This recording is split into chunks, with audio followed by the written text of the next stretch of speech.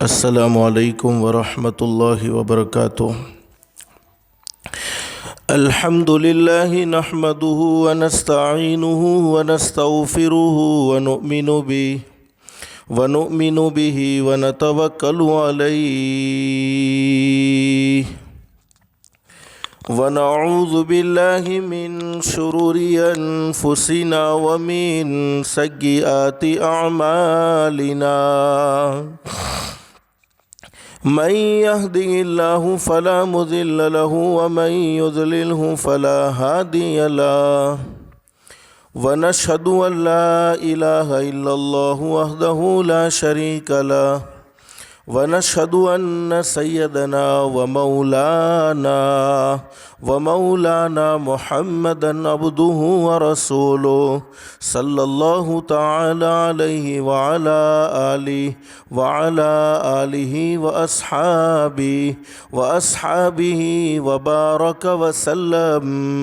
وبارك وسلم تسليما كثيرا اما بعد فاعوذ باللہ من الشیطان الرجیم، بسم اللہ الرحمن الرحیم، ان الدین عند اللہ الاسلام، وقال اللہ تبارک وتعالی ومن یبتغ غیر الاسلام دینا فلن يقبل منه وهو في الآخرة من الخاسرین۔ صدق اللہ العلی العظیم وبلغنا رسوله النبی الکریم۔ رب اشرح لی صدری ویسر لی امری واحلل عقدۃ من لسانی یفقهوا قولی، سبحانک لا علم لنا الا ما علمتنا انک انت العلیم الحکیم۔ اللہم صل علی محمد وعلى آل محمد کما صلیت علی ابراہیم وعلى آل ابراہیم انک حمید مجید۔ اللہم بارک علی محمد وعلى آل محمد کما بارکت علی ابراہیم وعلى آل ابراہیم انک حمید مجید۔ محترمہ مائیں اور بہنیں، اللہ کا ہم سب پر بہت بڑا احسان اور بہت بڑا کرم ہے کہ اللہ نے دین کی باتیں سننے کے لیے تھوڑی دیر یہاں جمع فرمایا۔ دعا کرو اللہ سب کے جمع ہونے کو قبول فرمائے، اور دل میں ایک نیت اور ایک ارادہ کر کے بیٹھیں، جتنی بھی باتیں سنیں عمل کی نیت سے سنیں گے انشاءاللہ۔ اس لیے کہ اگر ہم اللہ کے قرآن کی باتوں کو سنیں گے، حضرت اقدس نبی کریم صلی اللہ علیہ وسلم کی مبارک حدیثوں کو سنیں گے اور اس پر عمل کریں گے، تو عمل کرنے پر اللہ کی طرف سے انعام کیا ملے گا؟ کیا خوشخبری اللہ سناتے ہیں؟ اللہ قرآن کریم میں فرماتے ہیں فبشر عباد، میرے بندوں کو اور میری بندیوں کو خوشخبری سناؤ۔ کون سے بندے اور کون سی بندیاں؟ تو اللہ فرماتے ہیں الذین یستمعون القول فیتبعون احسنہ، اللہ فرماتے میرے وہ بندے اور میری وہ بندیاں جو دین کی باتوں کو، جو قرآن کی باتوں کو، جو حدیث کی باتوں کو دھیان سے سنتے ہیں، توجہ سے سنتے ہیں اور اس پر عمل کرتے ہیں۔ اب عمل کرنے پر اللہ کی طرف سے انعام کیا ملے گا؟ تو اللہ قرآن کریم میں فرماتے ہیں اولئک الذین ھداھم اللہ واولئک ھم اولو الالباب، اللہ فرماتے میرے بندوں اور میری بندیوں، تم زمین پر عمل کی نیت کرو گے، تم زمین پر عمل کا ارادہ کرو گے، میں آسمانوں پر تمہارے لیے ہدایت کے فیصلے کر دوں گا، اور ہدایت سے بڑھ کر کوئی دولت ہو نہیں سکتی۔ دنیا کی مختصر سی زندگی میں انسان کو سب کچھ مل جائے لیکن ہدایت نہ ملے، اعمال صالحہ کی توفیق نہ ملے، اس انسان کی دنیا کی زندگی بیکار ہے۔ اور جس کی دنیا کی زندگی اللہ کو ناراض کر کے بگڑ گئی، جس کی دنیا کی زندگی اللہ کو ناراض کر کے بیکار ہو گئی، اللہ حفاظت فرمائے، اللہ حفاظت فرمائے، پھر اس کی آخرت کی زندگی کبھی درست نہیں ہو سکتی۔ اس لیے کہ اللہ پاک نے دنیا کی زندگی آخرت کی زندگی سنوارنے کے لیے نصیب فرمائی ہے، دنیا کی زندگی آخرت کی زندگی بنانے کے لیے نصیب فرمائی ہے۔ ایک صحابی نے ہمارے نبی سے پوچھا، اللہ کے نبی ہدایت کے فیصلے کا کیا مطلب ہے؟ تو حضرت اقدس نبی کریم صلی اللہ علیہ وسلم نے فرمایا، سن لو میرے صحابہ کرام، سن لو میرے امتیوں، ہدایت کے فیصلے کا مطلب یہ ہے کہ اللہ موت کے وقت ضرور کلمہ نصیب فرمائیں گے۔ تو ماں بہن عمل کی نیت سے سنیں گے انشاءاللہ، اگر عمل کریں گے تو اللہ پاک ہدایت کے فیصلے کریں گے اور موت کے وقت ضرور کلمہ نصیب فرمائیں گے۔ مختصر سے وقت میں مجھے کوئی لمبی چوڑی باتیں نہیں کرنی، کچھ مختصر باتیں آپ کی خدمت میں رکھنی ہے، گلا ساتھ دیتا نہیں، لیکن آپ دعا کریں، جتنی ضرورت کی باتیں ہیں، جتنی کام کی باتیں ہیں آپ کی خدمت میں رکھ لوں۔ اللہ ہم سب کو عمل کی توفیق نصیب فرمائے اور اللہ ہم سب کے لیے عمل کرنا آسان فرمائے۔ ماں بہن دنیا کی مختصر سی زندگی میں اللہ پاک نے ہم پر بے شمار احسانات کیے ہیں، بے شمار نعمتوں سے ہم سب کو نوازا ہے، اور قرآن کریم میں اللہ پاک خود فرماتے ہیں، ان تعدوا نعمت اللہ لا تحصوہا، میرے بندوں اور میری بندیوں، میری طرف سے ملنے والی نعمتوں کو اگر تم گننا چاہو تو نہیں گن سکتے، شمار کرنا چاہو تو شمار نہیں کر سکتے۔ جیسے آسمان کا ایک ایک ستارہ اللہ کی نعمت ہے، کوئی ستارے کو گننا چاہے تو نہیں گن سکتا۔ بارش کا ایک ایک قطرہ اللہ کی نعمت ہے، کوئی بارش کے قطرات کو گننا چاہے تو نہیں گن سکتا۔ مٹی کا ایک ایک ذرہ اللہ کی نعمت ہے، کوئی مٹی کے ذرات کو گننا چاہے تو نہیں گن سکتا۔ ہمارے جسم کا، ہماری باڈی کا ایک ایک بال اللہ کی نعمت ہے، کوئی جسم کے بالوں کو، کوئی باڈی کے بالوں کو گننا چاہے تو نہیں گن سکتا۔ ہماری ہر سانس کا آنا اور سانس کا جانا یہ اللہ کی بہت بڑی نعمت ہے، کوئی سانس کے آنے جانے کو گننا چاہے تو نہیں گن سکتا۔ الغرض اللہ نے ہم پر بے شمار احسانات کیے ہیں، بے شمار نعمتوں سے نوازا ہے، لیکن تمام نعمتوں میں سب سے عظیم نعمت، سب سے قیمتی دولت دنیا کی مختصر سی زندگی میں ہمیں نصیب فرمائی، وہ ہے دولت ایمان۔ مسلمان کے گھر میں پیدا ہو جانا، ایمان والے کے گھر میں پیدا ہو جانا۔ ماں بہنیں، ہم اپنی مرضی سے مسلمان کے گھر میں پیدا نہیں ہوئے، ہم اپنی مرضی سے ایمان والے کے گھر میں پیدا نہیں ہوئے۔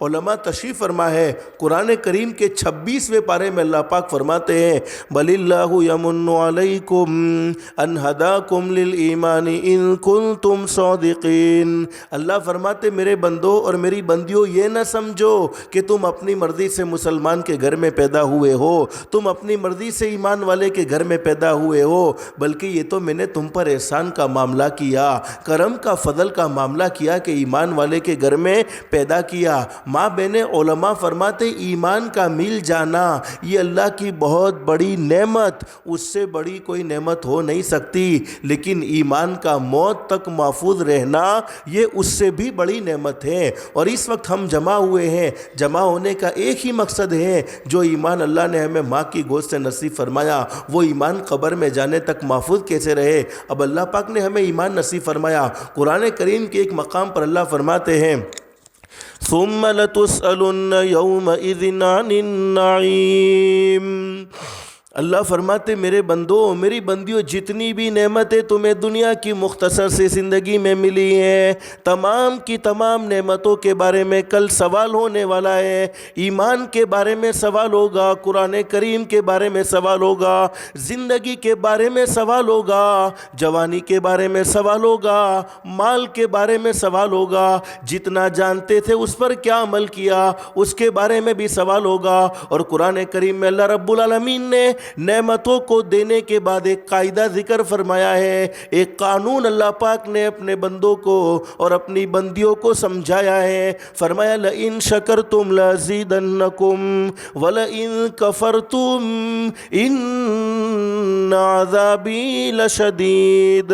اللہ فرماتے میرے بندوں اور میری بندیوں، اگر میری طرف سے کوئی نعمت مل جائے اور اس نعمت کی تم قدر کرتے رہو، اس نعمت کا تم شکر ادا کرتے رہو گے تو انعام یہ ہوگا لَأَزِيدَنَّكُمْ، نعمتیں بڑھتی چلی جائے گی۔ لیکن اللہ آگے فرماتے وَلَئِن كَفَرْتُمْ، میرے بندوں اور میری بندیوں اگر تم نے میری نعمتوں کی نہ قدری کی نہ شکری کی، پھر ان عذابی لشدید، میرا عذاب بڑا سخت ہے۔ اللہ ہم سب کو ایمان کی قدردانی کی توفیق نصیب فرمائے۔ اب ایمان مل جانے کے بعد ایک مسلمان مرد کی کیا ذمہ داری ہے، ایک مسلمان عورت کی کیا ذمہ داری ہے، اس ذمہ داری کو سمجھانے کے لیے اللہ پاک نے انبیاء کرام کا سلسلہ شروع فرمایا۔ سب سے پہلے نبی حضرت آدم علیہ السلام اس دنیا فانی میں تشریف لائے، اور سب سے اخیر میں ہمارے نبی حضرت محمد الرسول اللہ صلی اللہ علیہ وسلم اس دنیا فانی میں تشریف لائے۔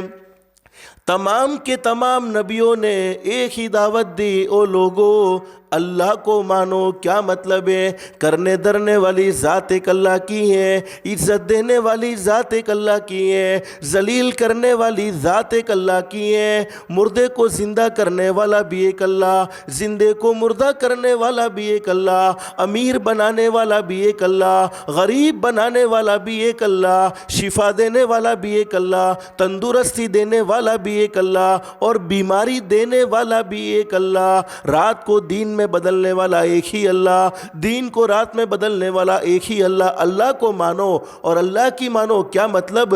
جن کاموں کو اللہ نے کرنے کا کہا ان کاموں کو کرو، اور جن کاموں سے اللہ نے روکا ان کاموں سے رک جاؤ۔ آخر میں ہمارے نبی حضرت محمد الرسول اللہ صلی اللہ علیہ وسلم اس دنیا فانی میں تشریف لائے، اور آپ نے بھی اپنی امت کو یہی پیغام دیا اور امت کو سمجھایا کون سا راستہ اختیار کرو گے تو جنت میں جاؤ گے، کون سا راستہ اختیار کرو گے تو جہنم کے حوالے ہو جاؤ گے۔ اور قرآن کریم کے ایک مقام پر اللہ فرماتے ہیں ان الدین عند اللہ الاسلام، اللہ کے نزدیک اگر کوئی پسندیدہ مذہب ہے تو وہ مذہب اسلام ہے، اس لیے کہ مابین نے کسی مذہب میں شادی کو عبادت نہیں کہا، نکاح کو عبادت نہیں کہا، لیکن اسلام مذہب نے شادی کو عبادت کہا، نکاح کو عبادت کہا۔ دوسرے مذہب والے اس کو ضرورت سمجھتے ہیں، مذہب اسلام اس کو عبادت کہتا ہے۔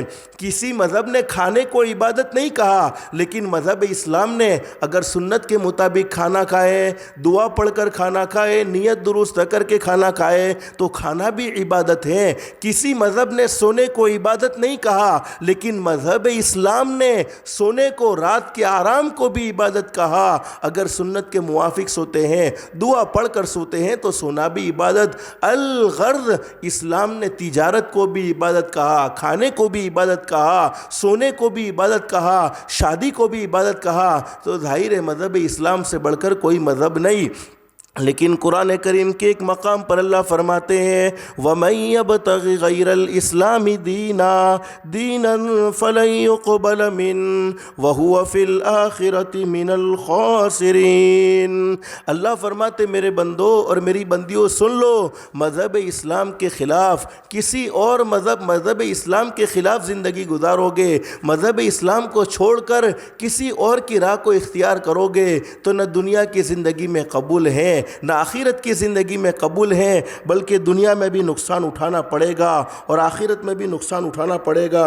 اللہ رب العالمین نے حضرت اقدس نبی کریم صلی اللہ علیہ وسلم کو پوری دنیا کے بلکہ قیامت تک کے آنے والے انسانوں کی ہدایت کے لیے خاتم النبیین بنا کر بھیجا ہے۔ حدیث شریف میں فرمایا نبی کریم صلی اللہ علیہ وسلم نے ان اللہ بعثنی رحمت للعالمین، میں نے میرے محبوب کو رحمت للعالمین بنا کر بھیجا، ہدی للعالمین و ہدی للعالمین۔ ہمارے نبی خود فرماتے اللہ نے مجھے رحمت للعالمین بنا کر بھیجا، اللہ نے مجھے ہدی للعالمین بنا کر بھیجا۔ آپ کے بعد کوئی دوسرا نبی نہیں آنے والا، اس لیے حضرت نبی کریم صلی اللہ علیہ وسلم کا لایا ہوا دین آخری دین ہے اور آپ کی شریعت آخری شریعت ہے۔ اب آپ کے بعد ہمیں نہ کسی اسلامی کتاب کتاب کی ضرورت ہے. قرآن کریم آخری کتاب ہے, نہ کوئی آسمانی کتاب کی ضرورت ہے, نہ کوئی اور شریعت کی ضرورت ہے. حضرت اقدس نبی کریم صلی اللہ علیہ وسلم کی شریعت قیامت تک کے لیے ہیں. اسی لیے اللہ رب العالمین نے اسے مکمل شریعت بنایا ہے. قیامت تک کے آنے والے تمام لوگ, تمام قوم اور آنے والے تمام حالات کے لیے رہنمائی اس میں موجود ہے. قرآن کریم میں اللہ فرماتے لقد کان لکم فی رسول اللہ اسوۃ حسنۃ لمن کان یرجو اللہ والیوم الآخر وَذَكَرَ اللَّهَ كَثِيرًا. اللہ فرماتے میرے بندوں اور میری بندیوں, دنیا کی زندگی میں کامیابی چاہتے ہو تو کسی اور کے طریقے کو ڈھونڈنے کی ضرورت نہیں ہے, کسی اور کو فالو کرنے کی ضرورت نہیں ہے. حضرت اقدس نبی کریم صلی اللہ علیہ وسلم کی مبارک زندگی تمہارے لیے بہترین نمونہ ہے, تمہارے لیے بہترین آئیڈیل ہے. ہمیں اللہ کے نبی حضرت محمد الرسول اللہ صلی اللہ علیہ وسلم نے خوشی اور تفریح کے یعنی خوشی اور غمی کے کون سے موقع پر خوشی منانی چاہیے, کون سے موقع پر غم منانا چاہیے, کون سے ہمارے تہوارات ہیں, خوشی اور تفریح کے طریقے بھی بتلائے, کھیل کود کے طریقے بھی بتلا دیے. سارے طریقے حضرت اقدس نبی کریم صلی اللہ علیہ وسلم نے امت کو بتلا دیے. اب کسی اور قوم کی چیز کو اپنانا, کسی اور مذہب کے تہوار کو منانا, یہ ایمانی غیرت کے بالکل خلاف ہے. ماں بہنیں, مجھے ایک بات یاد آئی, میں آپ کو ایک عجیب و غریب بات بتلاؤں. ایک بہت بڑے اللہ کے ولی حضرت پیران پیر عالم ربانی محبوب سبحانی شیخ عبد القادر جیلانی رحمۃ اللہ علیہ بڑے زبردست ولی کامل ہیں. اور میں اکثر کہا کرتا ہوں حضرت پیران پیر بڑے زبردست ولی کامل. ماں باپ نیک ہوتے ہیں تو اولاد ولی پیدا ہوتی ہیں. حضرت پیران پیر عالم ربانی شیخ عبد القادر جیلانی رحمۃ اللہ علیہ جو ولیوں کے ولی ہیں, وہ آسمان سے نازل نہیں ہوئے تھے, بلکہ ان کو بھی ان کی ماں نے جنم دیا تھا. اور ماں کا نام کتابوں میں لکھا ہے فاطمہ, لیکن لوگ فاطمہ نہیں کہتے تھے, لوگ ام الخیر کہتے تھے, یعنی بھلائیوں کی ماں. پیران پیر عالم ربانی کی ماں کیا فرماتی ہیں, میرے پیٹ میں حمل رہا, میرے پیٹ میں بچہ رہا, میں نے 9 مہینے اپنے پیٹ میں بچے کو رکھا, 9 مہینے اپنے پیٹ میں بچے کو رکھا. پیران پیر عالم ربانی کی ماں فرماتی ہے, ام الخیر حضرت فاطمہ فرماتی ہے, یہاں آسمان پر مجھے رمضان کا چاند نظر آیا, زمین پر مجھے عبد القادر نظر آ گیا. یعنی پیران پیر عالم ربانی شیخ عبد القادر جیلانی رحمۃ اللہ علیہ رمضان کی چاندوی رات کو تشریف لائے. اب پیران پیر کی ماں کیا فرماتی ہے, میں اپنے بیٹے کو عبد القادر کو سحری سے لے کر افطار تک دودھ پلاؤں تو میرا بیٹا دودھ نہ پیے, اور افطار سے لے کر سحری تک دودھ پلاؤں تو میرا بیٹا دودھ پیے. پیران پیر عالم ربانی کی ماں فرماتی ہے, شیخ عبد القادر جیلانی رحمۃ اللہ علیہ غوث پاک کی ماں فرماتی ہیں, یہ میرا پیارا بیٹا امت محمدیہ کا ایسا پہلا شخص تھا جس نے پیدا ہوتے ہی پورے رمضان کے روزے رکھ لیے. اندازہ لگاؤ, جس نے پیدا ہوتے ہی پورے رمضان کے روزے رکھے ہوں گے, اس کی زندگی کیسی ہوگی, اس کا بچپن کیسا ہوگا, اس کی جوانی کیسی ہوگی, اور اس کا دنیا سے چھوڑنے کا, دنیا سے جانے کا انداز کیسا ہوگا. لیکن میں آپ کو ایک بات بتلاؤں, ایک مرتبہ پیران پیر عالم ربانی شیخ عبد القادر جیلانی رحمۃ اللہ علیہ تشریف فرما ہے. حضرت کے پاس ایک عورت آ گئی اور حضرت کے پاس آ کر کہنے لگی, حضرت اگر اسلام نے چہرہ کھولنے کی اجازت دے دی ہوتی, اسلام میں چہرہ چھپانا, پردہ کرنا ضروری نہ ہوتا, چہرہ چھپانا ضروری نہ ہوتا, تو میں اپنے چہرے سے نقاب کو اتارتی, میں اپنے چہرے سے دوپٹے کو ہٹاتی, اور میں آپ کو اپنا چہرہ دکھلاتی کہ اللہ نے مجھے کتنا خوبصورت بنایا ہے. اور حقیقت یہ ہے, اللہ نے ہر انسان کو خوبصورت بنایا, لقد خلقنا الانسان فی احسن تقویم. لیکن وہ عورت کہتی ہے, حضرت اللہ کے نبی نے حکم دیا ہے پردے کا کہ اپنے چہرے کو چھپایا جائے, کسی غیر کی نظر چہرے پر نہ پڑے. اگر اسلام میں پردے کا حکم نہ ہوتا, چہرہ کھولنا جائز ہوتا, تو میں اپنے چہرے سے نقاب کو اتارتی اور اپنے چہرے سے دوپٹے کو ہٹا کر آپ کو بتلاتی کہ اللہ نے مجھے کتنا خوبصورت بنایا ہے, کتنا حسین و جمیل بنایا ہے. اس کے باوجود میرا شوہر دوسری شادی کرنا چاہتا ہے. حضرت پیران پیر عالم ربانی کے بارے میں میں لکھا ہے کہ اس عورت کی بات کو سن کر فوراً بے ہوش ہو گئے، بے ہوش ہو کر گر گئے۔ اب سارے طلباء وہاں موجود تھے، حضرت کے سارے خادم، حضرت کے سارے چاہنے والے، حضرت کے سارے اسٹوڈنٹ موجود تھے، پریشان ہو گئے۔ ارے حضرت کے سامنے ایسی کون سی بات آ گئی؟ ارے ایک عورت تو اپنا معاملہ حل کرنے آئی تھی، اپنا مسئلہ سولو کرنے آئی تھی، اس عورت کو جواب دے دیتے۔ ارے یہ تو اس عورت کی بات کو سن کر بے ہوش ہو گئے، گر گئے، عورت تو چلی گئی۔ پیران پیر عالم ربانی محبوب سبحانی شیخ عبد القادر جیلانی رحمۃ اللہ علیہ کو کئی دیر کے بعد ہوش آیا۔ جب ہوش آیا تو خادمین نے پوچھا کہ حضرت یہ کیا معاملہ؟ ارے ایک عورت تو اپنا معاملہ حل کرنے آئی تھی، اپنا مسئلہ حل کرنے آئی تھی، اور اس کی بات کو سن کر آپ فوراً بے ہوش ہو کر گر گئے۔ اس اللہ کے ولی نے فرمایا کہ عورت مخلوق جو اپنی محبت میں کسی شریک کو برداشت نہیں کر سکتی، ایک عورت مخلوق جو اپنی محبت میں کسی شریک کو برداشت نہیں کر سکتی، تو پیدا کرنے والا اللہ اپنی محبت میں شریک کو کیسے برداشت کرے گا کہ ہم اللہ کو چھوڑ کر کسی اور کی اطاعت کریں، اللہ کو چھوڑ کر کسی اور کی بات کو مانیں؟ یہ پیدا کرنے والے اللہ کو کیسے برداشت ہوگا؟ تو ماں بہنیں، میں مختصر آپ کو بتلانا یہ تھا۔ اللہ پاک نے ہمیں بہترین اور خوبصورت دین نصیب فرمایا ہے۔ اب کسی اور قوم کی چیز کو اپنانا، کسی اور مذہب کے تہوار کو منانا، یہ ایمانی غیرت کے بالکل خلاف ہے۔ جیسے ایک عورت شادی کر کے اپنے شوہر کے ساتھ آ جاتی ہے اور اسی سے محبت کرتی ہے، اگر وہ عورت اپنے شوہر کے علاوہ کسی اجنبی یعنی کسی غیر مرد سے محبت اور تعلق رکھیں تو اس کا شوہر بالکل برداشت نہیں کرے گا۔ تو اللہ رب العالمین تو سب سے زیادہ غیرت والے ہیں، اور اللہ کے رسول حضرت محمد الرسول اللہ صلی اللہ علیہ وسلم بھی لوگوں میں سب سے زیادہ غیرت والے ہیں، تو پھر کیسے برداشت کریں گے؟ اس لیے ہم لوگوں کو سوچنے کی ضرورت ہے کہ اس طرح غیروں کے طریقوں اور تہواروں کو اپنا کر ہم کتنا بڑا اپنا نقصان کرتے ہیں اور خود اپنے آپ کو ہلاکت میں ڈالتے ہیں۔ ماں بہنیں، یہ پتنگ بازی چونکہ اس وقت جو پروگرام رکھا ہے، دیکھو اولاد اللہ کی بہت بڑی نعمت ہے، اولاد اللہ کی بہت بڑی نعمت ہے۔ علماء جانتے، بخاری شریف میں حدیث موجود ہے، حضرت اقدس نبی کریم صلی اللہ علیہ وسلم نے فرمایا، بہترین ماں باپ وہ ہیں جو اپنے بچوں کی اچھی تربیت کریں، اور ماں باپ کی طرف سے ملنے والا بہترین تحفہ یہ ہے اچھی تربیت بچوں کی جائے۔ لیکن مجھے مختصر سمجھانا یہ ہے، یہ پتنگ بازی شروع کیسے ہوئی؟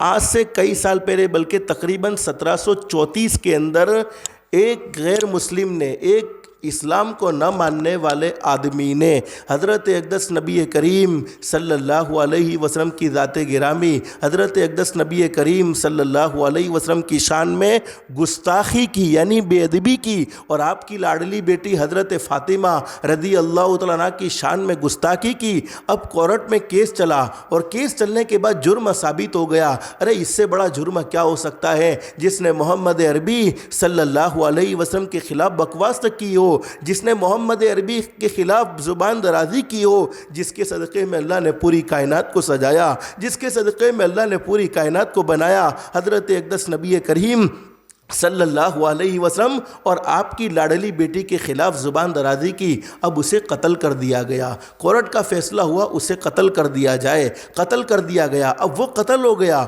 وہ تو مر چکا، لیکن اس کے قتل ہونے کے بعد اسلام کے نہ ماننے والے لوگوں میں سے کسی نے اس کے انتقال کے دن، یعنی اس کے مر جانے کے دن تماشا کیا، اور تماشے کے طور پر اس نے ہر سال اس دن میں تماشا کرنا شروع کیا، اور وہاں سے اس نے پتنگ کو اڑانے کا سلسلہ شروع فرمایا۔ اب آپ اندازہ لگاؤ کہ ہم جن بچوں سے محبت کرتے ہیں، جن بچوں سے ہم پیار کرتے ہیں، تو کیا ان بچوں کو پتنگیں لا کر دینا حضرت اقدس نبی کریم صلی اللہ علیہ وسلم کی ہمارے دل میں ذرا بھی محبت نہ ہو، حضرت فاطمہ رضی اللہ تعالیٰ عنہ کی ہمارے دل میں ذرا بھی محبت نہ ہو؟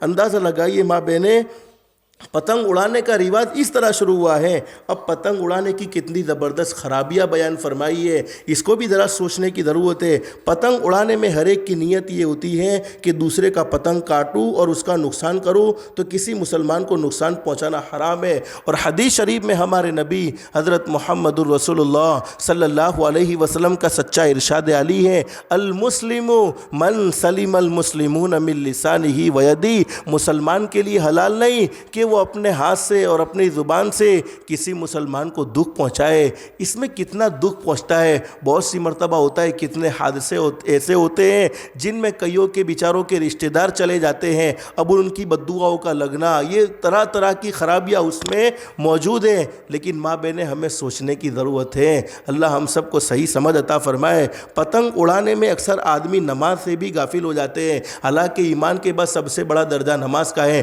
اس وقت حالات اتنے بگڑتے چلے گئے، دیکھو کورونا وائرس کی بیماری میں کئی دن ہم نے گزارے ہیں اور کئیوں کو دنیا سے جاتے ہوئے دیکھا، کوئی معمولی بخار میں دنیا سے چلا گیا، کوئی معمولی سردی میں دنیا سے چلا گیا، کوئی معمولی کھانسی میں دنیا سے چلا گیا، کئیوں کی موت ہم نے اپنی آنکھوں سے دیکھی، کئیوں کے انتقال کی خبر اپنے کانوں سے سنی۔ اس کے باوجود مسلمانوں کا حال یہ ہے، فجر کی نماز میں ہم کسی مسلمان کے محلے سے گزرتے ہیں تو یہ فیصلہ بڑا مشکل معلوم ہوتا ہے کہ ہم کسی مسلمان کے محلے سے گزرے ہیں یا کسی غیر کے محلے سے گزرے ہیں۔ اور ماں بہن حدیث شریف میں فرمایا نبی کریم صلی اللہ علیہ وسلم نے، میرا وہ امتی جس نے اپنی زندگی میں 5 وقت کی نماز کا اہتمام کیا ہوگا، اللہ پاک اسے موت کے وقت ضرور کلمہ نصیب فرمائے گا، قبر کے عذاب سے اللہ پاک اسے محفوظ رکھے گا، رزق کی تنگی کو اللہ پاک اس کے لیے دور فرما دے گا، یعنی حلال پاکیزہ روزی کے فیصلے فرمائے گا۔ اور حدیث شریف میں ہمارے نبی نے فرمایا صلی اللہ علیہ وسلم،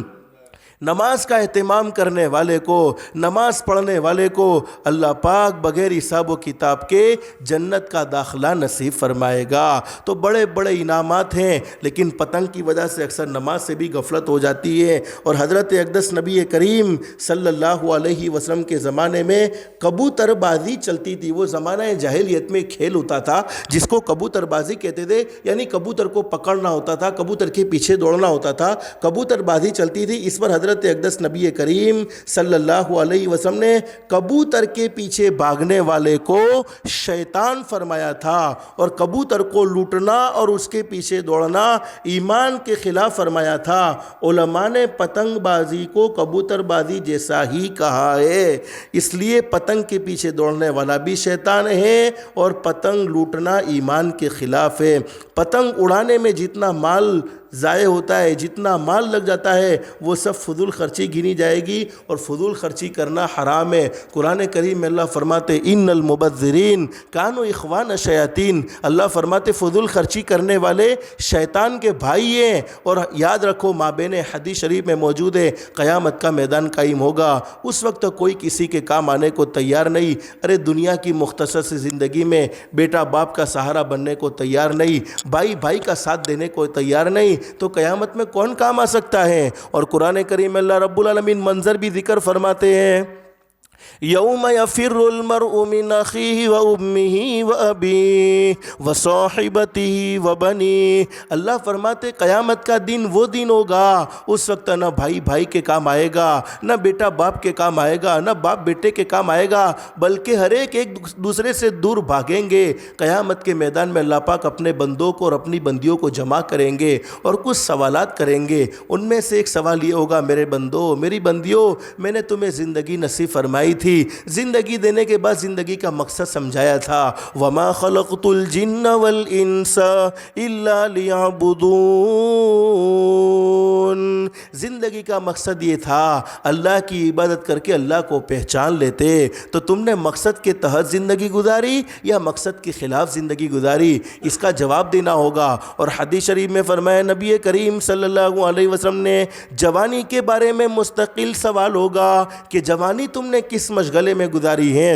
کسی خاکی پہ مت کر خاک اپنی زندگانی کو، کسی خاکی پہ مت کر خاک اپنی زندگانی کو، جوانی کر فدا اس پر جس نے دی جوانی کو۔ اور حدیث شریف میں فرمایا نبی کریم صلی اللہ علیہ وسلم نے، جوان مرد ہو یا جوان عورت، جوان مرد اور جوان عورت کا ایک سجدہ بوڑھوں کے 70 یعنی 70 سجدوں پر بھاری ہے۔ بوڑھے لوگ 70 سجدے کرتے ہیں اور جوان ایک سجدہ کرتے ہیں، تو جوان کا ایک سجدہ بوڑھوں کے 70 سجدوں پر بھاری ہے۔ اور حدیث شریف میں فرمایا نبی کریم صلی اللہ علیہ وسلم نے، سوال یہ ہوگا مال کہاں سے کمایا؟ کمانے کا راستہ صحیح تھا تو بولو کہاں خرچ کیا؟ خرچ کرنے کا راستہ بھی صحیح تھا کہ نہیں؟ اور پھر آخر میں سوال یہ ہوگا جتنا تم جانتے تھے دنیا کی زندگی میں اس پر تم نے کیا عمل کیا؟ اس کا صحیح جواب اللہ کو دینا ہوگا۔ اللہ ہم سب کے لیے قیامت کی منزل کو آسان فرمائے۔ تو کیا بات بیان فرمائی؟ پتنگ اڑانے میں مال بہت ضائع ہوتا ہے، اور دوسری بات ہے گر جانا، کٹ جانا، ٹوٹ جانا پتنگ اڑانے کا خاص کام ہے جو کسی طرح مناسب نہیں ہے۔ ماں بہنیں ایک بات یاد رکھو، ہم اپنی باڈی کے خود مالک نہیں ہیں۔ دیکھو میں آپ کو اپنی مرضی کی باتیں نہیں کہتا، علماء جانتے ہیں، قرآن کریم میں موجود ہے ان السمع والبصر والفؤاد کل اولئک کان عنہ مسئولا۔ پوری باڈی کے بارے میں کل اللہ پاک پوچھنے والے ہیں، آنکھ کے بارے میں بھی پوچھیں گے، کان کے بارے میں بھی پوچھیں گے۔ اگر ہم اپنی باڈی کے خود مالک ہوتے تو خودکشی کرنا جائز ہوتا، لیکن خودکشی کرنا حرام ہے۔ علماء نے لکھا کہ باڈی کی حفاظت بہت ضروری ہے۔ اب ہم نے 2-3 دن پہلے یہ واٹس ایپ پر خبر سنی کہ پتنگ کے پیچھے بھاگنے کی وجہ سے 15 بچے کنویں میں گر گئے، اور دیوالی کے موقع پر ہمارے مسلمان کے بچے اور اترائن کے موقع پر ہمارے مسلمان کے بچے جتنا پتنگ کے پیچھے اور جتنا دیوالی میں پاگل ہوتے ہیں اتنا غیروں کے بچے بھی پاگل نہیں ہوتے۔ اور جب دیوالی کے موقع پر ہم نے دیکھا کہ جب پھٹاکڑے پھوٹ رہے تھے اور گھروں میں آواز آ رہی تھی، اتنے حالات بگڑتے ہوئے ہم نے اپنی آنکھوں سے دیکھے، اس کے باوجود یہ فیصلہ بڑا مشکل معلوم ہوا کہ ہم کسی مسلمان کے محلے میں رہتے ہیں یا کسی غیر کے محلے میں رہتے ہیں۔ ماں بہنیں یہ باتیں سوچنے کی ہے۔ اب بہت سی عورتیں کہتی ہے، کل میں نے اپنے پڑھس پڑھنے والے بچوں کو پہلے سمجھایا کہ ہمارے پاس 2 تہوار ہیں، ہمارے لیے صرف 2 تہوار، اور وہ ہمارے نبی نے تجویز فرمائے۔ پھر میں نے بچوں سے پوچھا کہ بچوں تم نے پتنگ لیا؟ تو بچوں نے کہا، آدھوں نے کہا کہ ہم نے لے لیا، آدھوں نے کہا کہ آج لینے جائیں گے۔ حالانکہ ہمارے مدرسے میں پڑھنے والے کوئی غیروں کے بچے نہیں آتے، مسلمان کے بچے آتے ہیں۔ حالانکہ غیر مسلم بچے کبھی نہ عید کو مناتے ہیں، نہ کبھی عید الفطر کے تہوار کو مناتے ہیں، نہ کبھی عید الاضحیٰ کے تہوار کو مناتے ہیں، اور یہ ہمارے مسلمانوں کا حال ہے۔ اور کل نہیں پرسوں چھوٹی بازار کے اندر دیکھا گیا، اتنی لمبی چوڑی ٹریفک تھی، اس کے باوجود 2 بچے پتنگ کی دوری کے لیے لڑتے تھے۔ آخر یہ سب کیوں ہوا؟ اس لیے کہ بچوں کی صحیح تربیت نہ ہوئی۔ لیکن بہت سی عورتیں کہتی ہیں، بہت سے ہمارے بھائی کہتے کیا کرے مولانا، بچوں کو سمجھاتے بچے مانتے نہیں ہیں، اب کرے تو کیا کرے، بچوں کی محبت میں بچوں کو لا کر دینا ہی پڑتا ہے۔ تو میں اکثر ایک مثال دیا کرتا ہوں کہ کبھی کبھی رات کو لائٹ جاتی ہے تو ہم کیا کرتے ہیں، موم بتی جلاتے یا دیا جلاتے ہیں۔ اب موم بتی دیا جلایا، اس سے روشنی ہوئی۔ اب یہ اتنا معصوم چھوٹا سا بچہ جس کو یہ تو پتہ ہوتی نہیں ہے کہ بھئی یہ موم بتی میں سے آگ نکلتی ہے، وہ تو روشنی سمجھتا ہے اور اس کے پکڑنے کی کوشش کرتا ہے۔ 2-3 سال کے بچے کو تو کچھ پتہ ہی نہیں کہ یہ آگ ہے۔ اب وہ اس کے قریب جائے گا تو ماں باپ ایک ہاتھ سے روکیں گے، پھر وہ قریب جانے کی کوشش کرے گا، ماں باپ 2 ہاتھ سے روکیں گے، پھر بھی وہ اس کے پیچھے پڑنے کی، اس کے پیچھے پکڑنے کی پوری کوشش کرے گا، تو ماں باپ طاقت سے روکیں گے۔ کیوں؟ ماں باپ جانتے یہ آگ ہے، اور یہ آگ کو اس نے پکڑ لیا تو اس کا ہاتھ جل جائے گا، تو ماں باپ اس کا رونا برداشت کر لیتے ہیں۔ کبھی مارنے کی ضرورت پڑے 2-3 تھپڑ مار کر رلانا برداشت کر لیتے ہیں۔ تو ماں بہنیں کیوں ہم اپنے بچوں کو خود جہنم کی آگ کی طرف بھیج رہی ہے؟ حقیقت میں ماں بہنوں کو سوچنا چاہیے۔ اور سب سے پہلا مدرسہ ماں کی گود ہے، ماں کی تربیت۔ اس لیے ماں بہنیں اپنے بچوں کو بہت محبت سے سمجھاؤ۔ میں جانتا ہوں آپ ایسی عورتیں آئی ہوگی یہاں پر کہ آپ کے بچے نہیں پتنگ اڑاتے ہوں گے، آپ کے گھر کا یہ ماحول نہیں ہوگا۔ اللہ کی ذات سے قوی امید ہے قوم کے بچے بھی تو ہمارے بچے ہیں، ہمارے پڑوس کے بچوں کو سمجھاؤ۔ بچوں کتنا بڑا نقصان ہے، اسلام سے اس کا کوئی تعلق نہیں۔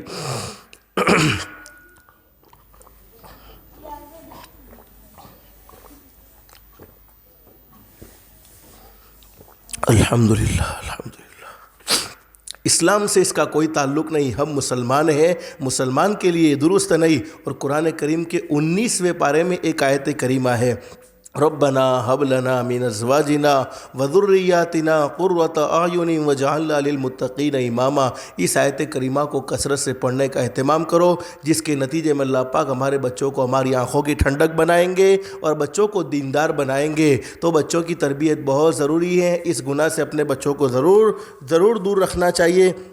اب تو پتنگ اڑانے کے ساتھ ساتھ میوزک، نامحرم عورتوں کا دیکھنا، میوزک، یہ گانا سننا اور گانے گانے کی بھی بڑی نحوست ہے۔ حدیث شریف میں موجود ہے، حضرت اقدس نبی کریم صلی اللہ علیہ وسلم کے ایک صحابی جن کا نام ہے حضرت علی رضی اللہ تعالیٰ عنہ، وہ کبھی بھی گانا گانے والا اور گانا سننے والے کی جنازے کی نماز نہیں پڑھاتے تھے۔ حضرت علی فرماتے کہ مجھے پتہ چل جائے کہ کوئی آدمی گانا گانے کا عادی تھا، گانا سننے کا عادی تھا، اور اس کے جنازے کو میرے پاس لایا جائے گا تو میں اس کے جنازے کی نماز ہرگز نہیں پڑھاؤں گا۔ حضرت علی رضی اللہ تعالیٰ عنہ سے کسی نے کہا کہ حضرت نماز تو پڑھا لو، نماز پڑھانے میں کیا مسئلہ ہے، نماز پڑھانے میں کیا پریشانی ہے؟ تو فرمایا کہ ہرگز نہیں، اس لیے کہ جو گانا گاتے گاتے اور گانا سنتے سنتے مر چکا ہے، اس پر اللہ کی لعنت کے چھینٹے، اللہ کی لعنت برستی ہیں، اس کے جنازے پر اللہ کی لعنتیں برستی ہیں۔ مجھے ڈر لگتا ہے کہ کہیں اس لعنت کی چیٹیں مجھ پر نہ لگ جائے۔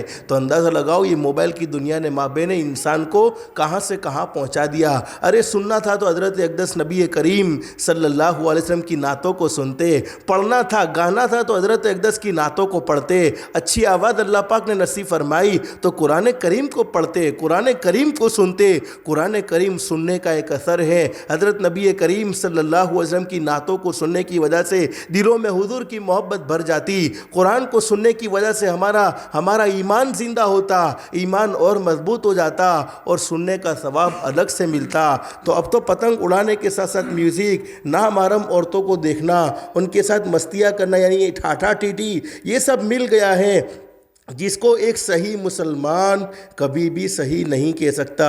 اس کے علاوہ اور بھی بہت سی خرابیاں ہیں جس کو ہر کوئی سمجھ سکتا ہے۔ اب ماں بہن مسلمانوں کو سوچنا چاہیے کہ بہت پیسہ خرچ کر کے ہم ایک گستاخ رسول کی یاد مناتے ہیں تو ہمارے ایمان کا کیا ہوگا۔ اس لیے تمام مسلمانوں کو پتنگ بازی سے خوب بچنا ہے اور اپنے بیٹوں کو بھی اپنے بیٹوں کی محبت میں پاگل ہو کر ان کو اور خود کو گستاخ رسول کی صف میں کھڑا نہ کرے اور زیادہ سے زیادہ لوگوں کو اس سے بچانے کی فکر کرے۔ اللہ رب العالمین صحیح سمجھ اور عمل کی ہم سب کو توفیق نصیب فرمائے۔ اور حدیث شریف میں فرمایا نبی کریم صلی اللہ علیہ وسلم نے جو جس قوم کی مشابہت کو اختیار کرے گا اللہ پاک اس کو اسی کے ساتھ اٹھائیں گے۔ اس لیے ماں بہنیں ہم تو مسلمان ہیں، ہمارا کام مسلمانوں کا ہونا چاہیے۔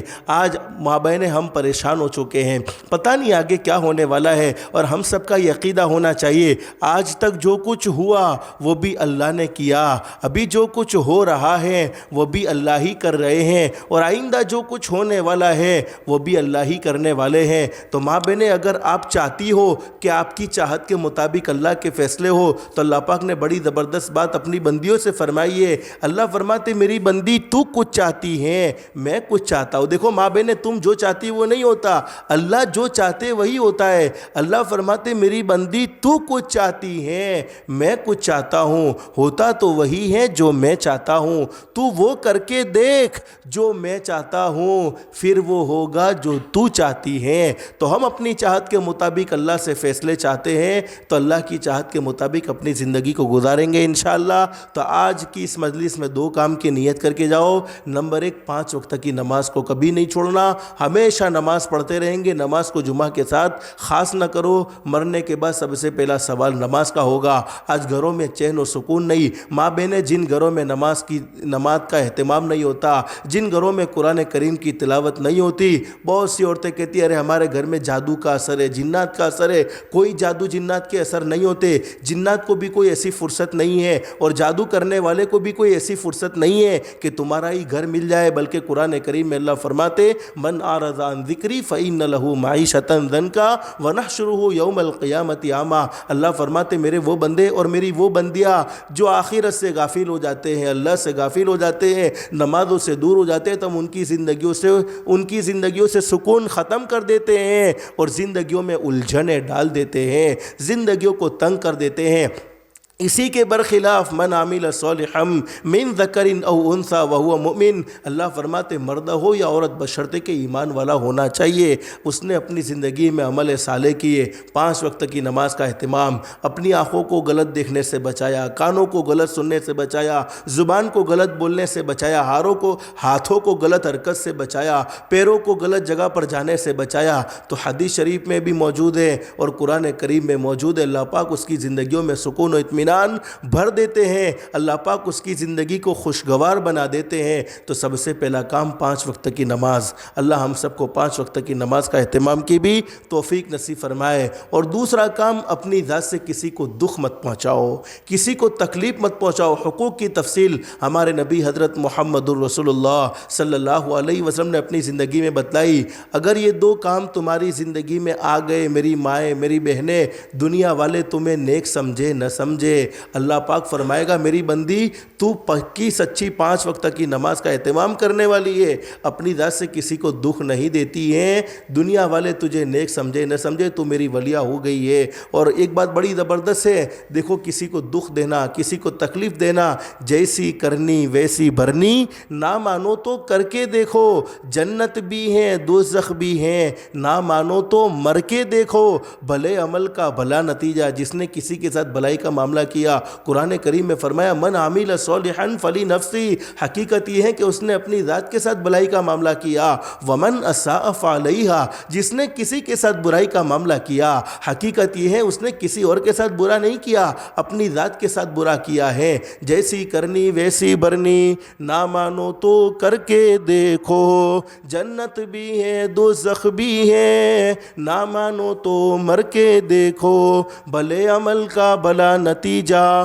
برے عمل کا برا نتیجہ، جن لوگوں نے برا کیا ہے چل کر ان کا گھر دیکھو۔ لوگوں کو ستانے والے، لوگوں پر ظلم و ستم کا معاملہ کرنے والے، اللہ پاک ان کی زندگیوں سے سکون و اطمینان چھین لیتا ہے۔ اس لیے مابین دوسرا کام یہ ہے کہ پہلا کام 5 وقت کی نماز، دوسرا کام اپنی ذات سے کسی کو دکھ مت پہنچاؤ۔ اس میں حضرت اقدس نبی کریم صلی اللہ علیہ وسلم کی پوری زندگی کے اخلاق آ چکے ہیں، اور میں نے شروع میں آپ کو بتلایا ایمان کی حفاظت بڑی ضروری ہے۔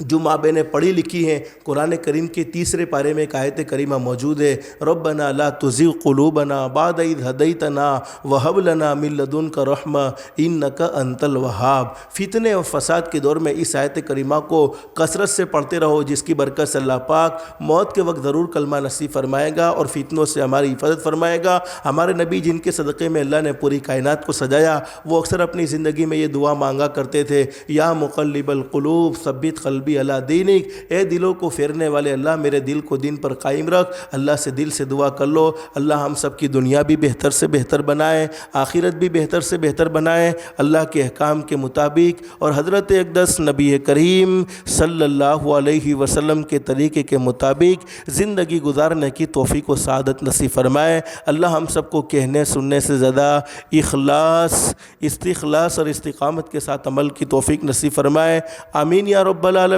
وآخر دعوانا ان الحمد للہ رب العالمین۔ استغفر